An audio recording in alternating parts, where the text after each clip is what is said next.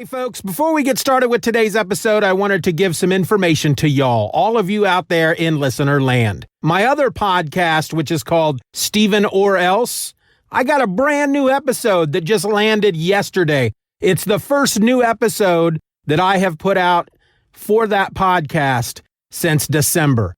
These things do take a long time to put together. These particular episodes that I do for Steven or Else, they shouldn't take that long, but there's a new episode out there.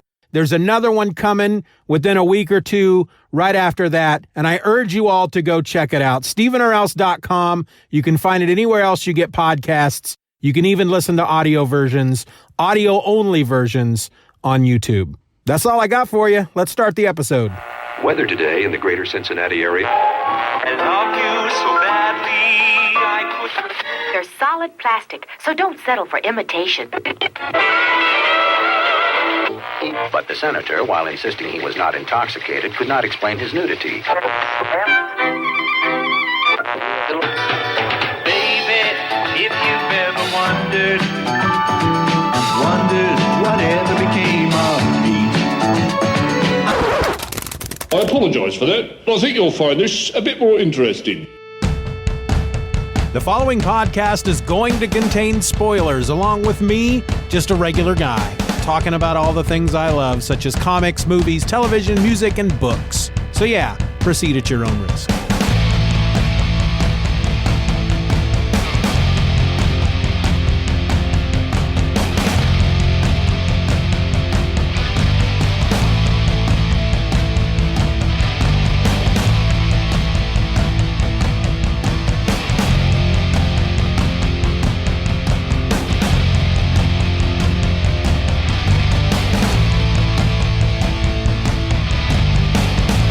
Welcome to another episode of Just Another Fanboy. I'm your host, Steven, and I'm coming at you once again behind the 8 ball. I'm late. You know, there's this apocalypse going on. I'm not sure if you're aware of that. We're in the middle of an apocalypse. All right, so it's not that bad, but it is a worldwide pandemic, and I'm a little busy. I'm fighting fires. I'm scheduling things. I'm rearranging and all that good stuff. And when that happens, I find myself without the time to record some stuff. So I'm going to come at you this week with another old episode from the old version of the Steven or Else podcast, which is not anywhere else online except for the Everything or Else feed.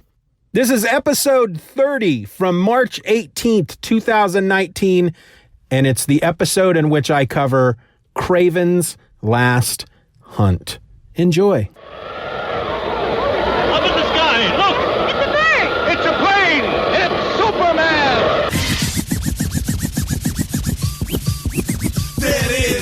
The following podcast is going to contain spoilers. There will also be talk of a man eating live spiders in the nude. So consider yourself well and fully warned. Proceed at your own risk.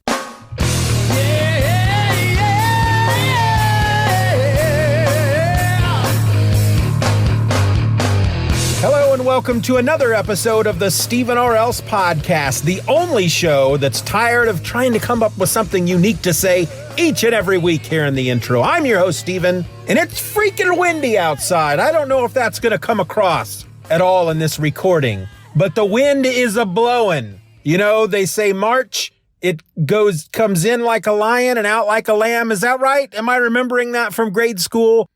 For those of you who are new to the podcast, I record in my car. I'm out here with my phone in a parking lot recording in my car because I work 2 jobs, and when I'm home, I'm home. I don't have much time. I don't have a lot of time to do much of anything at home other than just be with my freaking family when I am home. So when I have that opportunity to be home with my family, I take advantage of that. And I try not to do any podcasting stuff at home. I don't always succeed at that. There are weeks in which I do have to do podcasting stuff at home, but in general, I try to keep it out of the house.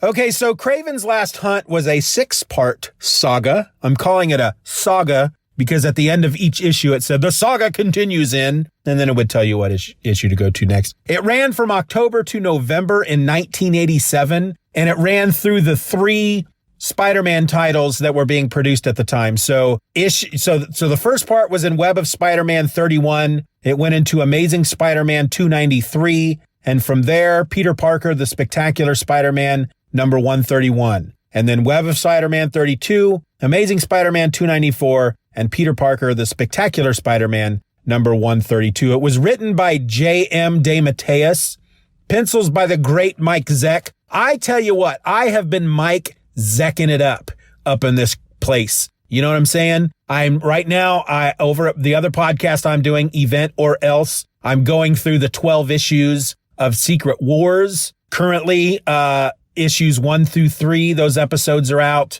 and issue number 4 will be out on Wednesday. But that's done by Mike Zeck, with the exception of a few issues in the middle.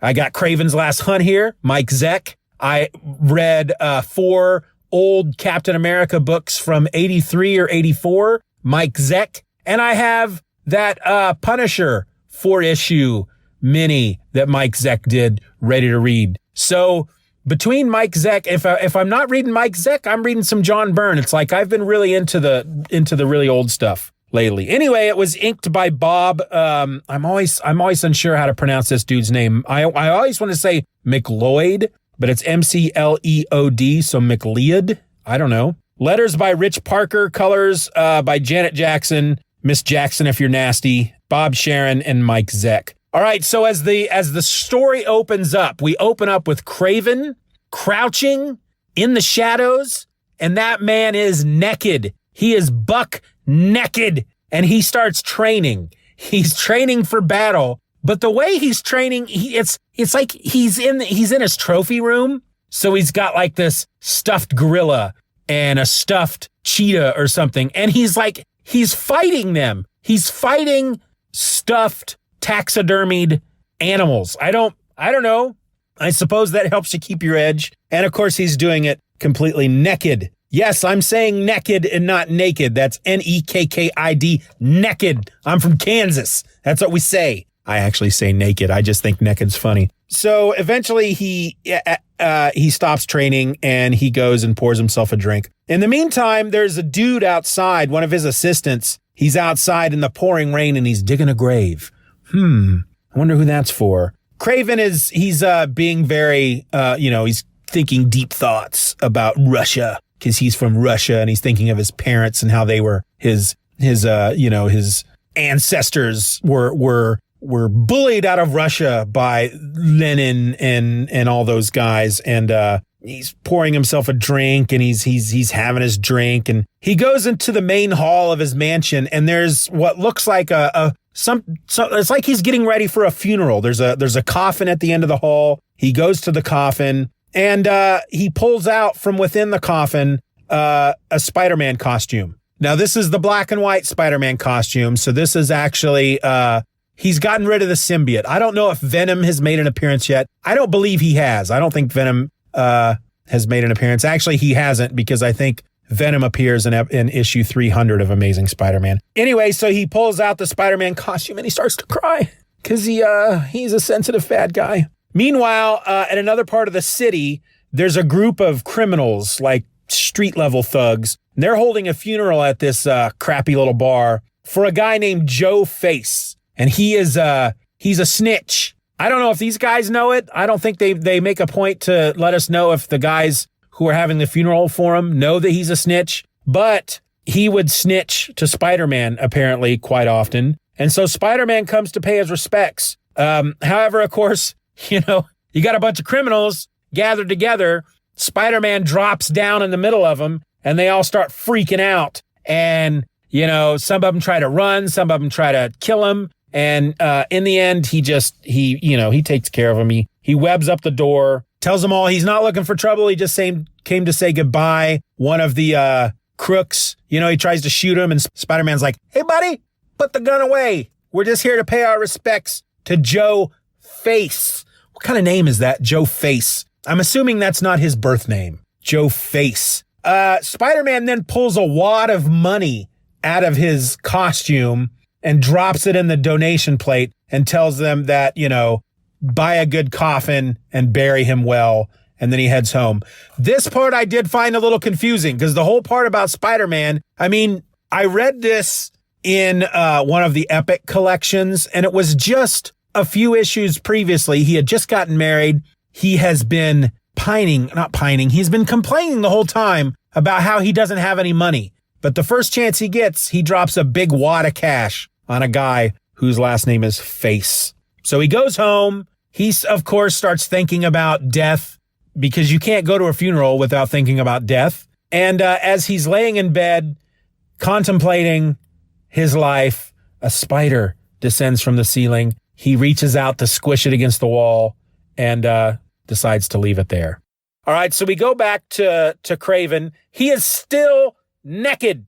He's taken the robe off. He's completely naked now. And all right, I'm going to start saying naked. That's going to get old pretty quick, isn't it? The man is nude. He's in the raw. He doesn't have a stitch of clothing on him. He's in the birthday suit that God gave him. And this is where it starts getting super creepy because this room that he's in it begins filling with spiders. Like they're coming out of these vents or something in the wall. Just thousands and thousands of spiders. And they're around his ankles. And then they're around his knees. And they just keep filling the room. And he starts eating them. These are live spiders. And he just starts eating them. He needs to become the spider before he goes on his hunt tonight. And to do that, he has to eat spiders. And so he's just crunching on them. And there's this pink goo dripping down his chin. And it's in his mustache and stuff. And then from there, Peter wakes up in bed. He's had a nightmare where he's had this nightmare. He was alone. Things were crawling all over him. He sees the spider on his hand and he crushes it against the wall instinctively. So he gets out of bed. He's got a headache. He can't sleep. So what does he do? He goes out web slinging. This is where he and Kraven meet. So Spider-Man is out web slinging. He can't get the thought there. So Ned Leeds is an old character from the Spider-Man mythos. He's been a part of the title for a while. At this point in the comics, he had recently died, and it was part of the Spider-Man versus Wolverine miniseries, which was also part of this Epic collection. He can't stop thinking about that. He can't stop thinking about death, and because his mind is so occupied, he almost ignores his spider sense and barely avoids getting shot by a dart. It comes out of the darkness, right? But he was meant to dodge the first one because the second one gets him. And it's a drugged dart. And so he starts, I'm all drugged up. And he begins to hallucinate. He sees the ghost of Joe Face. And, but then he realizes what's going on because then suddenly Kraven's there. They start to fight. Kraven takes him out really quick, of course, because he's drugged up. A net is thrown around Spider-Man and it's made of a material that Spider-Man cannot rip. He can't bust it open. And then Kraven walks up to him. He's got a rifle over his shoulder. He pulls the rifle off of his shoulder and he points it at Spider-Man, pulls the trigger, bam. Then we go from there back to Kraven's place and he's placing Spider-Man still in the costume in a coffin. They put the coffin in the hole in the ground that the guy had been digging and then they bury him. And there's a tombstone that says, "Here lies Spider-Man." So having done that, Kraven's not done. So it's not enough for him to have killed Spider-Man. Now he needs to become Spider-Man. He's got his own costume. And so he's going to go out and he's going to do Spider-Man stuff. Now, in the meantime, we learn about this character named Vermin who has been living in the sewers. Vermin is a character that has shown up before. I don't know. I don't remember the storyline he was in, but based on what they talk about in the book, he fought Spider-Man and Captain America. It took both Spider-Man and Captain America to take him down. He is like a hybrid man-rat thing. And he lives in the sewers, and he looks like a man-rat, and he comes up to the surface long enough to grab somebody, pull them into the sewers, and eat them. So this is a pretty dark book, really, for 87. We got naked men eating spiders and rat men eating people. So we go back to Peter's apartment. Mary Jane is there. I don't know why she wasn't there the night that Peter had a nightmare, because, they're married, so she's at home and she's waiting for him. There's still a bunch of boxes that she hasn't unpacked.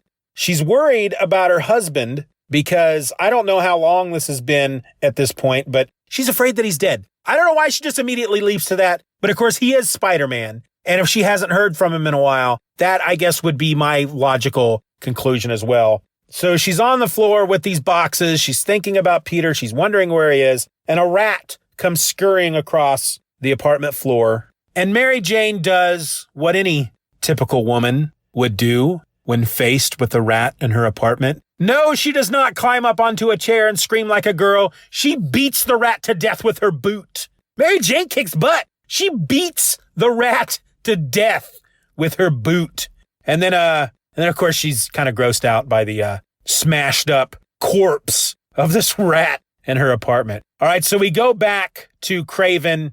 He is now in the Spider-Man costume. He's been out doing Spider-Man things. He's back at the mansion. He's crawling around on the floor. He pulls the upper portion of the costume off, so now he's like bare-chested. And he starts drinking like a dog from a bowl on the floor, which is full of hallucinogens. And so, of course, if you're going to start taking hallucinogens, you're going to hallucinate. And he's doing this on purpose because now he's trying to beat back this fear that he has as a mass of spiders attack him. Like all these spiders, he's hallucinating that all these spiders, I guess, that he has eaten, they have formed together and start beating on him and start fighting him.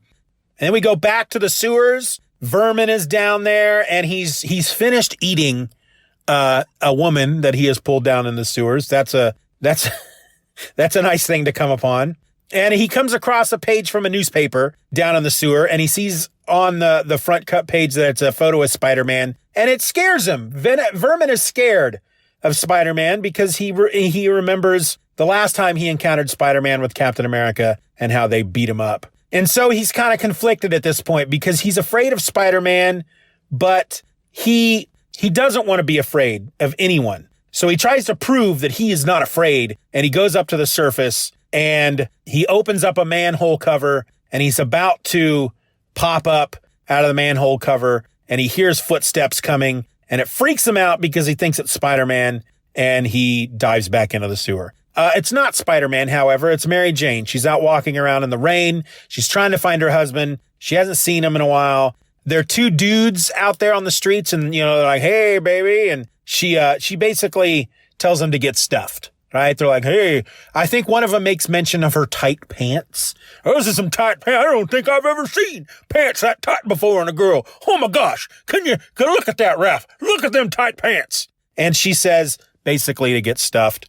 We go back to Kraven, and he's still fighting the massive spiders, and he's soon swarmed by them. And we kind of bounce back and forth here for a moment between Kraven and Vermin. Vermin thinks he senses somebody calling out to him, and he thinks it's Spider-Man, and he's getting angry about it. We go back to Mary Jane. She's walking. She's walked away from these two dudes, but now they're following her. And of course, she's, two dudes in the dark following her on a lonely street. She starts to run. They start to run. They catch up to her. They grab her. They probably say, where are you going there, lady in the tight pants? And, of course, something bad is going to happen to Mary Jane. But then Spider-Man is there, and he brutally beats these men. And, of course, it's not Spider-Man. It's Kraven. But she thinks it's Peter. And at one point, as he's beating these men, she begs him to stop. And he does. But then he leaves, and she's like, that wasn't Peter. She knows it's not Peter at that point because Peter wouldn't have done that. Vermin at that point, he emerges from the sewers. He's looking for Spider-Man. He's not sure though. I mean, here's a guy who's a rat man. He lives in the sewers. He comes out of the sewers and he's like, all right, I'm going to find Spider-Man. And he's out there and he's like, where do I start? No idea. So instead he goes to find something or someone to eat. So time passes. Kraven is now out as Spider-Man. He's fighting crime, but he's very brutal about it. He's, Spider-Man's dead. He's underground. And now Kraven is out there as Spider-Man, and he is fighting crime, but he's being very brutal about it. And at one point he barges in on a gang of crooks. They're engaged in a drug deal, and he beats them into submission. But one of them, so he's fighting these crooks, And one of them, it looks like he breaks the guy's neck, right? The police arrive, and of course they're like, stand down, Spider-Man.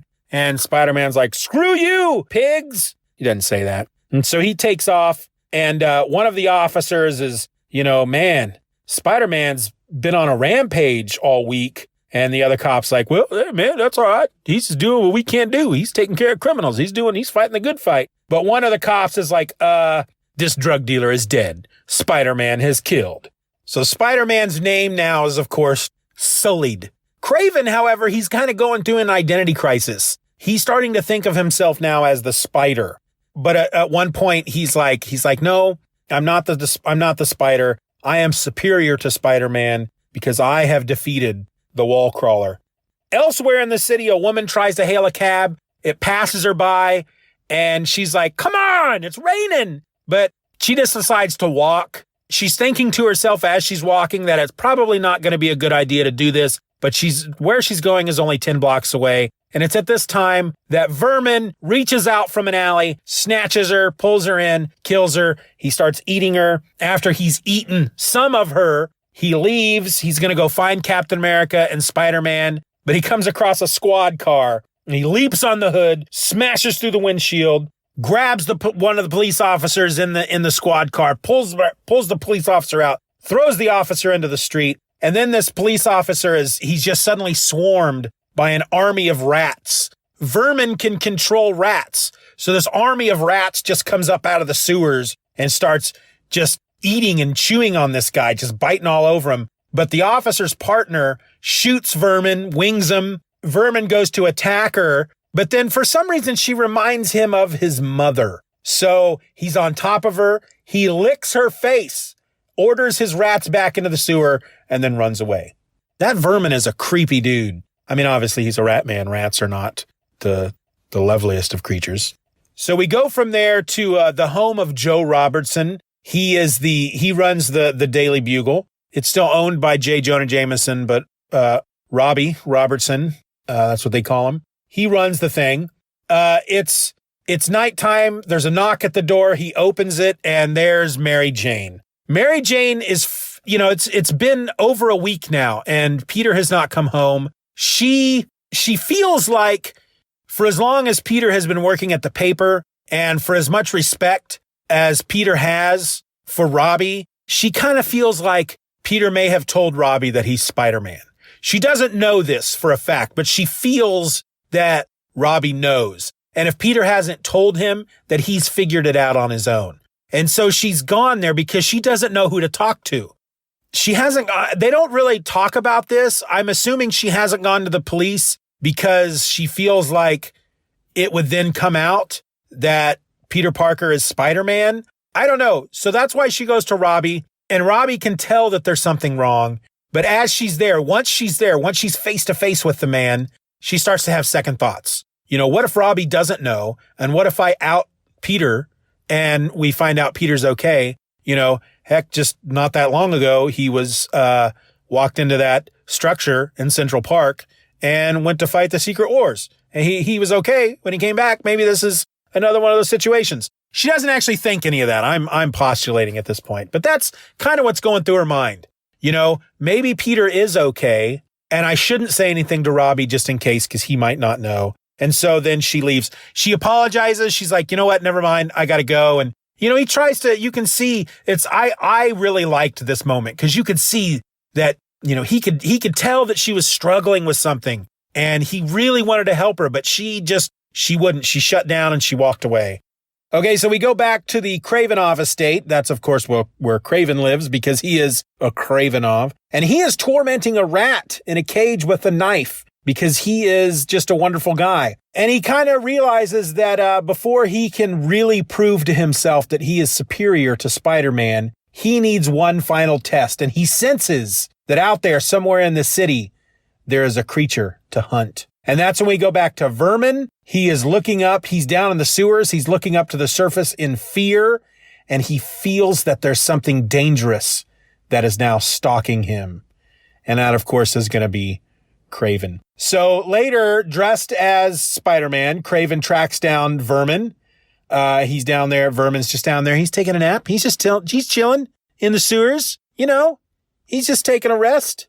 He's having a bit of a lie down, as they say over across the pond, having a bit of a lie down. So Vermin sees Kraven dressed as Spider-Man. He thinks that it's actually Spider-Man and just freaks out.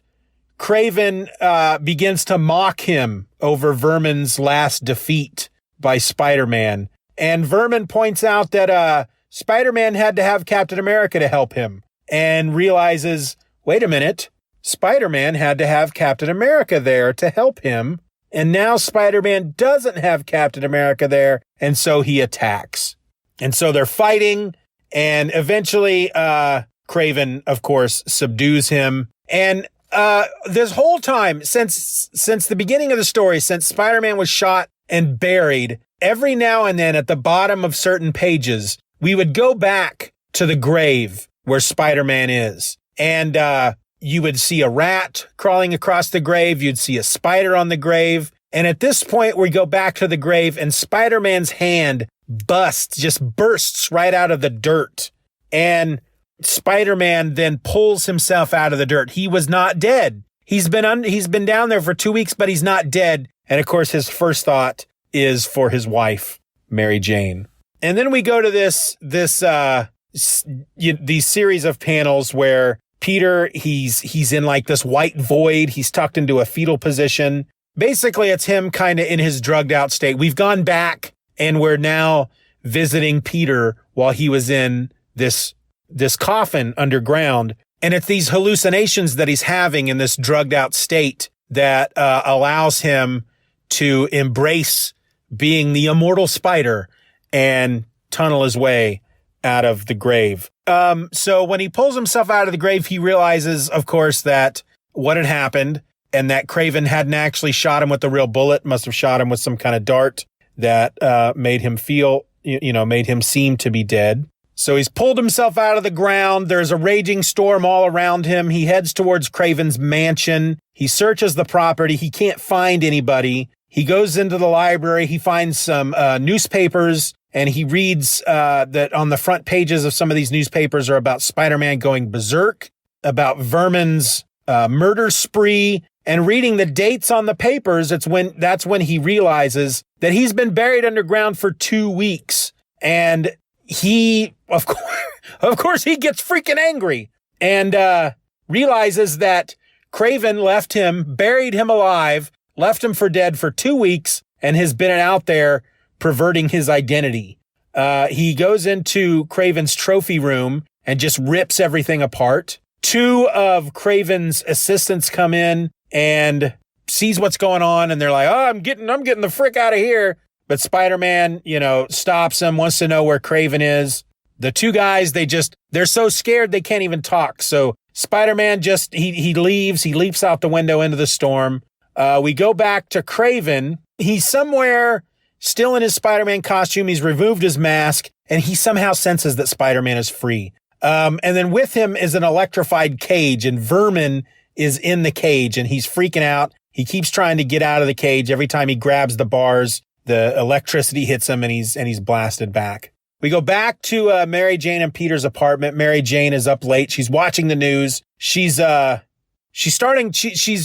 out because she's realized obviously that this man who is posing as Spider-Man is not her husband, and she's worried that whoever this guy is, he has killed Peter. And then Peter, dressed as Spider-Man, comes into the room, and she's like, she's a little nervous for a moment, but he pulls off his mask. It's Peter, and they're just, they fall into a loving embrace and crawl into bed together. And after all that is said and done, Peter wakes up and he decides he's going to go back out and look for Kraven and Vermin. Mary Jane, of course, is like, "What are you doing?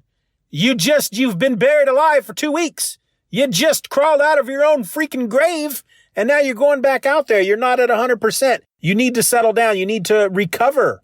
And Peter knows that she's right. But at the same time, she also knows that there's a guy out there sullying his name, and that there's this rat man out there eating people. And so even though she tries to talk her husband into staying, he won't. She tries to get him to talk about what happened. He won't talk to her. And he he leaves. He jumps out the window. So he's swinging around the city looking for Kraven. Kraven can sense that Spider-Man's looking for him. Spider-Man's spidey sense goes off, and it just leads him right to Kraven. Kraven is there with Vermin in this cage. Spider-Man, confronts him, and, 2 weeks. You took 2 weeks from my life, and you're destroying my name, and I'm gonna freaking beat you to a pulp.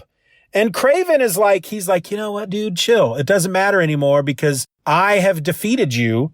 And he strips off the costume, Kraven does. So now Kraven is naked in front of Spider-Man, and he tells Spider-Man, all right, follow me. You know what? Chill out. Follow me. And for some reason, instead of just beating him into a pulp, Spider-Man follows him. He takes him to this trophy room place, and he shows him these articles about the cannibal killer, which is what they were calling Vermin. And then he starts bragging, it's like, look, I took out Vermin. You couldn't do it by yourself. I could. I'm better than you. They fight for a bit. Spider-Man, of course, he's of course very angry. Kraven is just boasting it up. He jumps on the back of a stuffed elephant. Spider-Man flips the elephant over. Kraven crashes to the ground. He gets back onto his feet, and then he lets Vermin go. And he tells Spider-Man, you have to fight Vermin. Spider-Man says no, but then Vermin attacks him. And Spider-Man's like, look, you don't need to attack me. I wasn't the one that did this to you. It was him dressed up as me. And Vermin eventually, he runs away. So then Kraven lets Vermin go, and he tells Spider-Man that he's got to fight Vermin. If he's gonna prove to Kraven that Kraven didn't win, that he's got to battle Vermin. And Spider-Man tells him no. Vermin, on the other hand, attacks Spider-Man, and they're fighting. And Spider-Man's like, look, it wasn't me, okay? It was this dude. And Vermin doesn't care. He's ready to kill Spider-Man. And he overpowers Spider-Man. He's about to kill him. And then Kraven intervenes. He pulls Vermin back, pins his hand to the wall with a knife, just chunk right through his hand with a knife. And he tells Vermin that the point has been made. You're free to go. He pulls the knife out, and Vermin escapes. Now, it's at this point that Kraven's like, all right, well, you can stay here and we can fight it out. It doesn't matter because I have won. I have proven that I'm better than you. I bested you. I buried you. I became you. I beat Vermin, and you couldn't do it. I am truly the Spider. We can sit here and fight, or you can go chase down Vermin because he's going to go out there and eat more people. Spider-Man, of course, is like, all right, I'll be back. I'm going to go get Vermin, and then I'll be back. So Spider-Man leaves, and Kraven is very calm at this point. He's just very resolute. He's very resolved. He's like, all right, everything's done. I'm cool. It's all okay. And because he, at this point, he feels he has achieved the ultimate goal. He has, he's bested Spider-Man, the ultimate hunt. And so the only thing left for him to do is he picks up the rifle, puts the barrel in his mouth, and he blows his head off. We don't actually see that. They don't show us him blowing his head off. We see him put the rifle into his mouth and then blood splatter on the wall. So again, very dark book. So Spider-Man goes down in the sewers. He finds Vermin. They fight. Of course, as they fight in the sewer, Vermin again is winning, and he at one point plunges Spider-Man's head into this big, into the sewer water to drown him. This reminds Spider-Man of being buried alive. He freaks out, and he gets loose, and he runs away. Vermin chases him out of the sewer. So now they're outside fighting in the storm. The sun is rising. It's morning time. The sun is rising, and Vermin he freaks out. He's horrified, that he's out on the surface in the light of day. He freezes in the middle of traffic, and he's almost run over by a truck, but Spider-Man saves him. He wraps him up with his webbing, and he turns him over to the police. But he tells Vermin, he's like, I am going to get you in contact with Mr. Fantastic, because I think Reed Richards can help you. So even being what he is, even Vermin being what he is, Spider-Man still wants to help him because Spider-Man's a good dude. And so everything's over. Spider-Man goes back to Mary Jane. The police discover Kraven, who has killed himself, and he's left a suicide note and a confession, confessing that what he did to Spider-Man, how he dressed as Spider-Man, and he was beating people and murdered the dude and everything. So it all worked out in the end. Yay! This was a great freaking story. So 6 issues, great. Oh my gosh. And it was just so beautiful. It is a beautiful book. Of course, being Mike Zeck, it's going to be beautiful. But the story, I mean, it was so dark. And we're talking 1987. So I guess stuff like Dark Knight Returns had been out by this point, and of course, Watchmen. So it wasn't like stuff like this hadn't been seen before.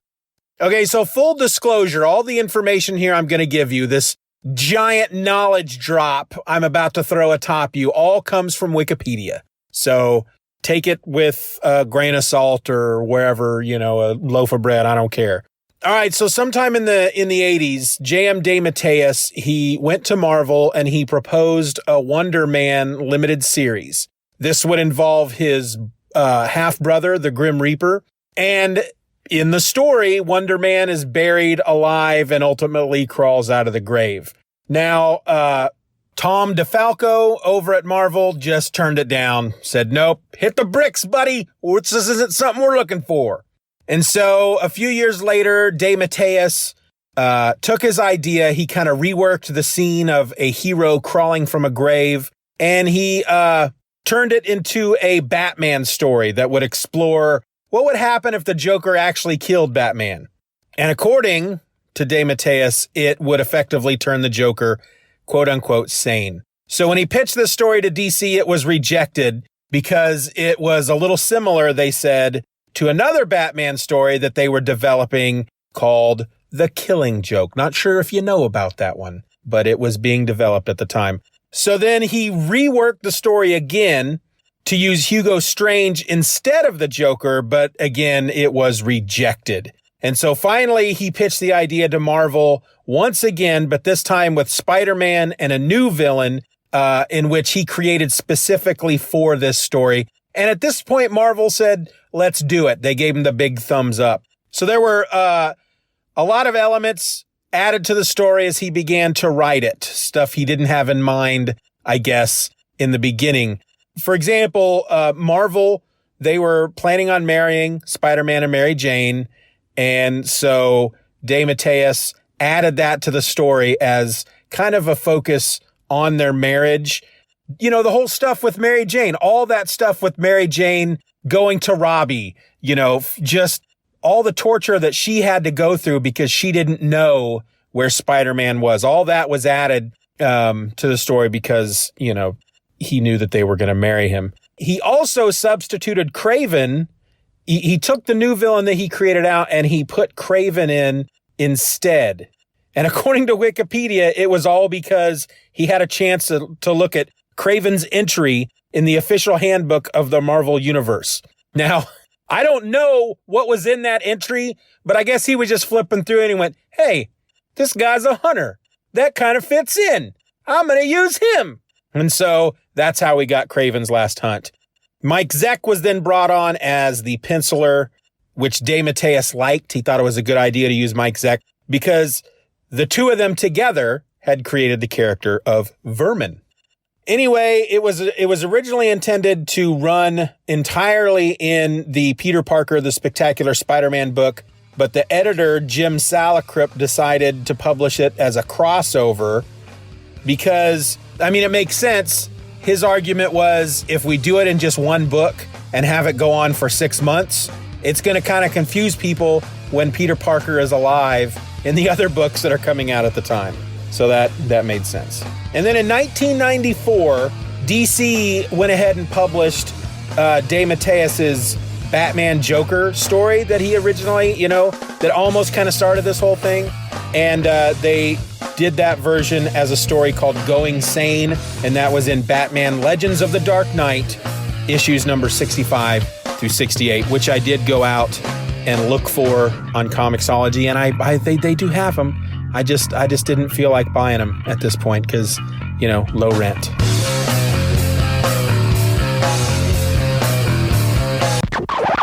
So there you go, folks. Kraven's Last Hunt, one of my favorite all-time Spider-Man stories in a long time, I guess you could say. I don't know. I enjoyed it. If you haven't read it, I urge you to. If you have read it, read it again. Or just listen to this episode again. Whatever floats your boat. But regardless of what does or does not float your boat, my name is Steven and I'm just another fanboy. Be nice to each other. Stay safe.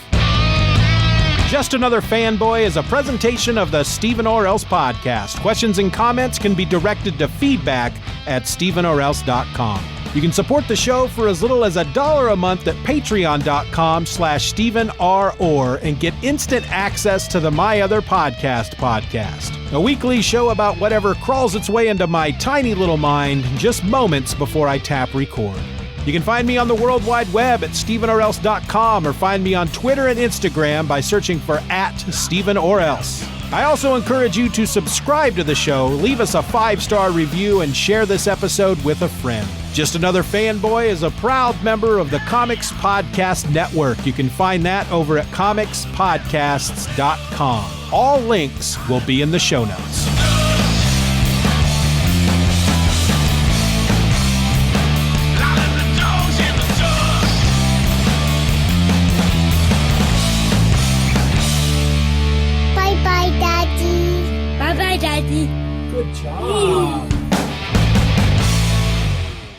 Hello and welcome to another episode of Steven Blob Fludibiding.